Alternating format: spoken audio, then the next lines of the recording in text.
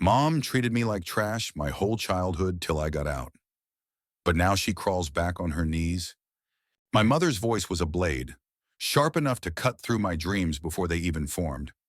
"You're nothing but a burden," she'd hiss, her words slurring with cheap wine as I cowered in the corner of our rotting trailer at 10 years old.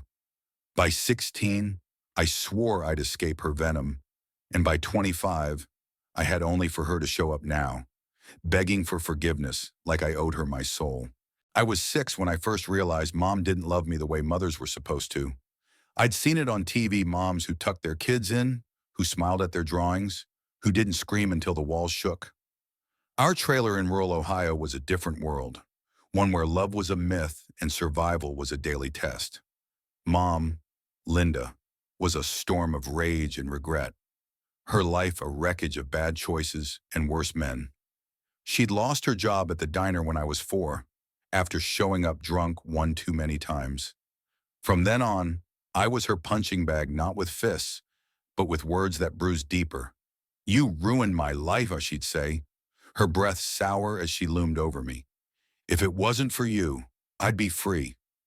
I'd curl up on my thin mattress, clutching a stuffed bear missing one eye, whispering to myself that I wasn't worthless.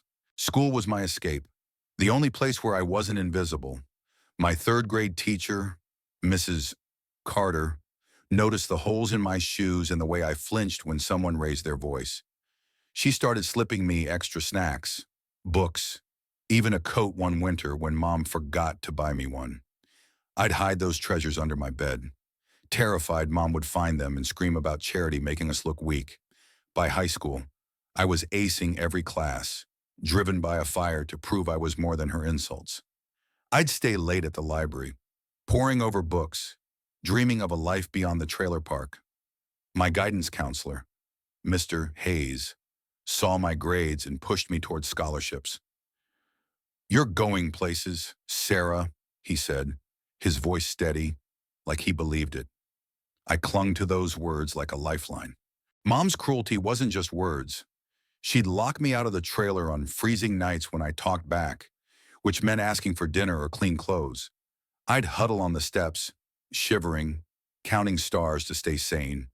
Once, when I was 12, she sold my bicycle, the one I'd saved for, by collecting cans for a bottle of gin. I cried for days, not just for the bike, but for the hope it represented. Every time I tried to please her, cooking her favorite spaghetti or cleaning the trailer until my hands bled, she'd sneer. "Don't think this makes you special," she'd say, flicking cigarette ash on the floor I just scrubbed. I stopped trying to win her love by 15. I just wanted to survive her. The turning point came the summer I turned 17. Mom's latest boyfriend, Rick, was a leering creep who'd watch me like I was prey. One night, he cornered me in the kitchen, his breath reeking of beer, his hand grazing my arm. I shoved him away, heart pounding, and ran to my room, barricading the door with a chair. Mom burst in an hour later, screaming that I'd embarrassed her. "You think you're too good for him," she spat, her face twisted with rage. That was the moment I knew I had to leave.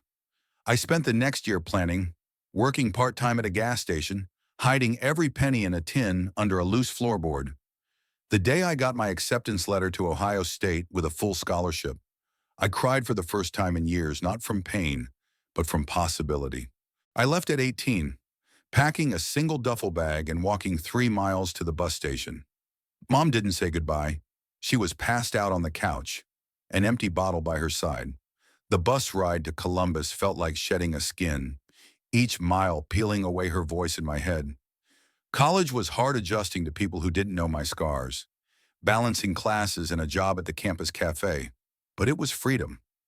I studied psychology, wanting to understand why Mom was the way she was, why I carried her words like weights. My professors praised my insight, my friends admired my grit, but late at night, alone in my dorm, I'd write in my journal, spilling out the pain I couldn't say aloud. By 25, I'd built a life. I graduated with honors, landed a job as a counselor at a youth center, helping kids like me, kids who felt invisible. I had an apartment, small but mine, with plants on the windowsill and books stacked on every surface. I was proud, but the past never fully left. I'd wake up from nightmares of Mom's voice, or freeze when someone raised their tone. Still, I thought I'd moved on until the letter arrived. It was a Tuesday, the kind of crisp fall day that made Columbus glow with orange leaves. The envelope was cheap, the handwriting shaky, my name scrawled in blue ink. I opened it, expecting a bill, but it was her. "Sarah, I'm sorry," it began. "I'm sick. I need you. Please come home." My hands trembled as I read it, rage and pity colliding in my chest. Sick after everything. She dared to ask for me. I threw the letter in the trash, but it haunted me. For weeks, I ignored it, but curiosity or maybe guilt gnawed at me. What did she want? Why now? Against my better judgment, I drove back to the trailer park 6 months later. The place hadn't changed, same rusted swings, same sagging roofs. The trailer looked worse, the roof patched with tarp, the steps rotting. I knocked, my heart a drumbeat. Mom opened the door and I barely recognized her. She was thin, her skin gray, her eyes sunken. The woman who'd loomed over my childhood looked small, fragile. "Sarah," she whispered, her voice cracking. Before I could speak, she fell to her knees, sobbing. "I was wrong. I was a terrible mother. Please forgive me." I stood frozen, her tears pooling on the dirty floor. Part of me wanted to scream, to hurl every insult she'd ever thrown at me back in her face. Another part saw a broken woman, drowning in regret. She told me she had cancer, stage 3, and no one else to turn to. Her boyfriends were gone, her friends non-existent. She'd found my address through a cousin, had written that letter with shaking hands, hoping I'd come. "I don't deserve you," she said, her voice raw. "But I'm scared." I didn't forgive her that day. I couldn't. But I stayed, because leaving felt like abandoning the little girl I'd been, the one who'd once prayed for her mom to love her. I helped her with doctor's visits, sorted her bills, cooked meals she barely touched. She talked more than she ever had, telling me about her own childhood, her father's fists, her mother's silence. "I didn't know how to love you," she admitted one night, her voice barely a whisper. "I hated myself, and I took it out on you." Her words didn't erase the pain, but they cracked something open in me, a sliver of understanding. Weeks turned to months. I wrestled with my anger, my journal pages filling with questions. Could I forgive her? Did she deserve it? One evening, as we sat in her cramped living room, a cracked family photo on the table, she reached for my hand. I let her take it, her fingers cold but tight.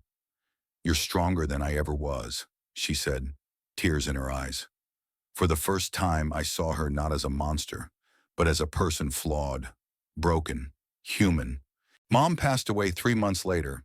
The funeral was small, just me, a pastor, and a neighbor who barely knew her. I didn't cry, not then. I went back to my life, but I carried her with me, not the woman who'd hurt me, but the one who'd knelt before me, begging for a chance to make things right. Forgiveness didn't come in a single moment. It was a slow unraveling, a choice to let go of the weight I'd carried. I kept helping kids at the youth center, telling them they were enough, hoping they'd believe it sooner than I did.